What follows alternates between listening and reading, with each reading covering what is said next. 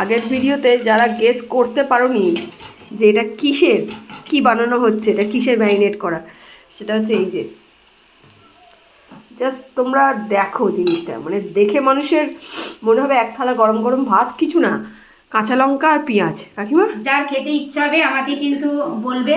হ্যাঁ, আমি সবাইকে বানিয়ে খাওয়াতে ভালোবাসে কাকিমা, এটা সত্যি কথা। আমি খাওয়াতে ওই যে ওদিকে আছে উচ্ছে পাতার বড়া, আর এদিকে হচ্ছে এটা বলে তো চিংড়ি মাছের বড়া, ছোট ছোট কুচো চিংড়ি মাছ দিয়ে এই যে ম্যারিনেট করা। দারুণ জিনিস, দারুণ।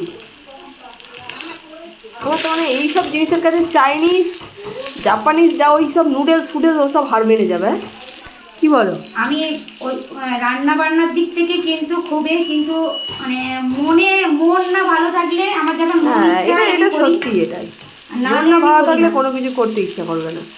এটা দারুণ। যাদের যাদের গরম গরম খেতে ইচ্ছা হচ্ছে চিংড়ি মাছের চপ, তাড়াতাড়ি চলে আসে। হ্যাঁ চলে আসো, আমি কাছাকাছি হয়ে গেছি।